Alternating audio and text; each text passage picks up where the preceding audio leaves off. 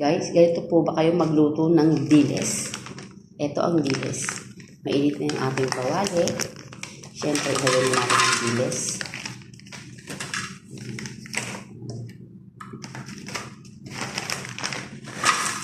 Ayan. Ganyan po ako guys magluto ng diles. Siyempre, isasangag ko na natin siya. Wala akong maisip na ulam. Kaya ganito ako muna magluto ng diles.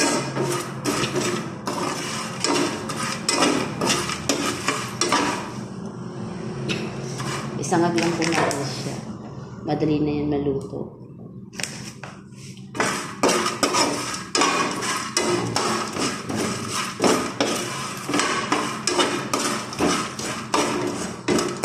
Siyempre, makikita nyo naman po kung ano na itsura niya pagka maluto, diba?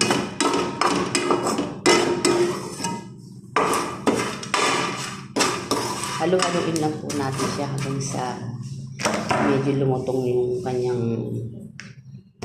dilis.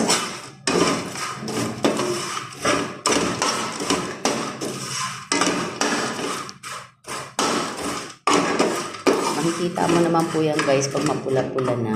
Yan.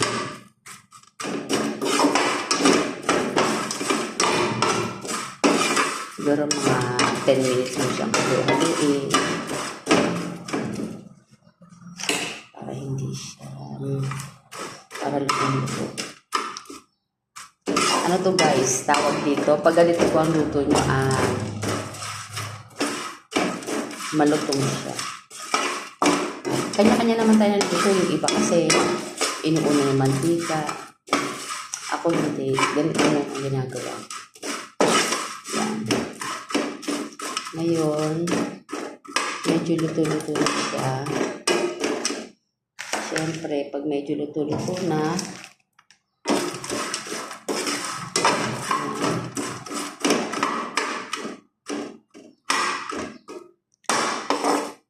lagyan na natin siya ng masarap na mantika. Yan, ang mantika ng kusina.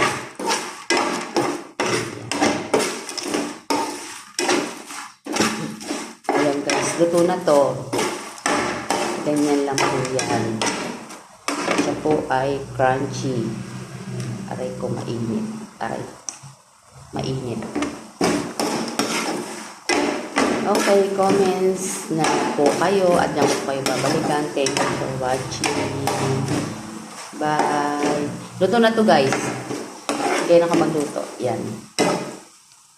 See you in my next vlog. Bye-bye. Hanguin na po natin.